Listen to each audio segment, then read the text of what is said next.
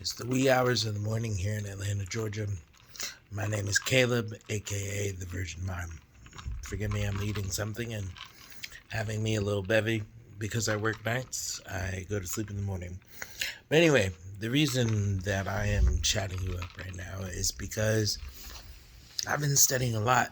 I've been studying a lot, so much that I almost lost myself a little bit. The whole point that I'm getting to here is the dating world and how men and women are perceiving it. And I think it's important to understand something.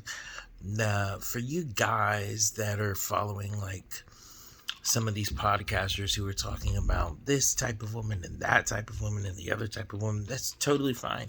However, you need to realize that things have changed.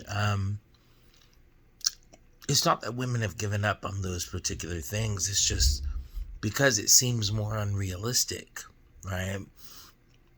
They decided to push it off. And during the time that they decided to push it off, the hormones are still raging just like yours are. And so, given the same opportunities, you would be just as hoish as them, you would be just as out there as them, all that kind of stuff. And what you both don't know is that there's a third player in the mix. Now, you may know that because some people have hinted at it and other things like that. But the goal is to actually expose these elements and to really bring some truth to bear on them. But because people aren't really doing that, it just looks like another version of men versus women. Men are on Mars, women are on Venus, all this kind of stuff. No, it's no. A straightforward example is this, right? A woman still wants that traditional man. They do. It's hardwired, right? Just like a man still wants a traditional woman. He does. It's hardwired. Now, the game is this. For the woman looking for that traditional man, if he didn't have pretty much a really good setup in terms of being birthed in the right family, being birthed in the right area, being a bit lucky, being, a lot of variables kind of need to fall into place. It is going to take him a while to get ready. Now, here's the funny thing about the opponents that everybody is dealing with. They didn't make it impossible. They just made it difficult because they don't want impossible for a variety of reasons. We'll get into that over time. But the whole point is this. The sooner you give a chance to the guy and the guy that gives a chance to you, this high school sweetheart type thing, I don't think that a lot of people understand how treasured that can be, how amazing that can be. If you and your guy are high school sweethearts and you decide to do life together, the sky is not even the limit. Space is barely a limit for you.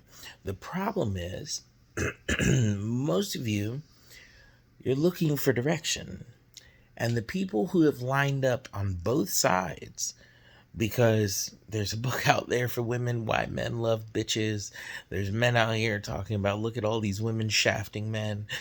Everybody's picking sides, and I'm telling you, that is happening because of this third party that nobody's mentioning.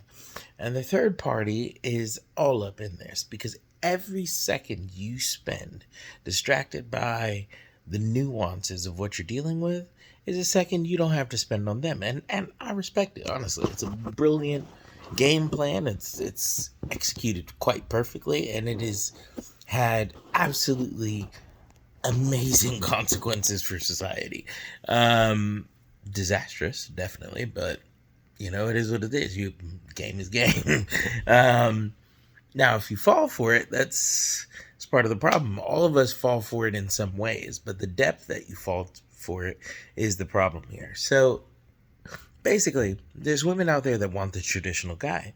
And so as much as it is fun to follow your favorite podcast and call those people delusional if they've been having fun while waiting for that guy, and then the guy, of course, his path is a little different, and he's like, man, I got to get my money up. And then after I've worked this hard and this long to get my money up, now it's time for me to have fun. And this cycle is vicious. It's vicious. You need to understand that it's going on. And so I've said this before, and it is the tagline on a lot of my stuff, but love is action, not reaction. Meaning, love is a choice.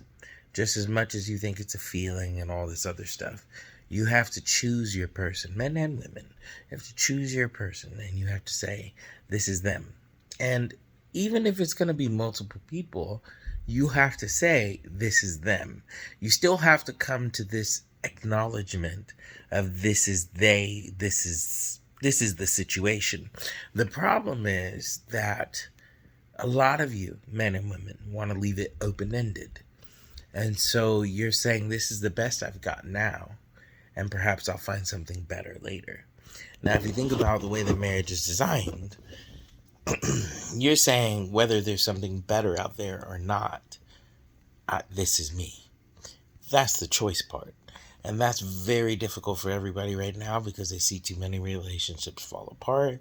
They see all of these things going on. But I'm telling you, I hope you hear what I'm saying. I'll try to say it one more way here. Like, there is a third party interfering in this quote unquote battle of the sexes. And they have always been there. Well, let me rephrase. They have grown more efficient. It's not that they were always there. They've grown more efficient. And for you to do battle in the world and get what you want out of it, you need to understand that they're there. And for you as a man, even when you get your money up, even when you do all of these things, if you want to find a traditional woman, right, and just one to deal with, then you kind of know where you need to go. It's not what you want to do in a way because you kind of want to have your cake and eat it too, but you know what you need to do. And for the women out there, if you were traditional and you know what tradition, everybody knows what traditional really means. A lot of people don't want to acknowledge that, but everybody knows what it really means. If you are a traditional woman, a truly traditional woman, right, then when you're out here, you can't make compromises on exactly what it is you're looking for, because what you need to look for has already been described for you. But if you've been wild, if you've been out there exploring, then you need to find a way to have a very deep conversation with yourself that no matter how quote unquote boring this guy is, no matter how quote unquote whatever, quote unquote this, quote unquote the sex may be compared to the whatever, you have to say, okay, what actually attracted me to this person? Am I just desperate? Am I going to take anybody that comes up? Because then you're doing yourself a disservice and him a disservice. But if you're truly ready to change your ways and you're trying to find that quote unquote traditional man, you kind of need to find what you need to look for should be influenced by what you have experienced, but you should take the best of it and leave the worst of it. And when you find that guy, you don't hide it and don't assume that you need to hide it. You need to show him that was then, this is now. And even when it gets difficult, I'm going to double down 10 toes down and show you why I knew I was going to spend it with you. Again, we come back to choice. But I've honestly felt that it needed to be described that way. And I hope that helps you. Toodaloo. Till next time.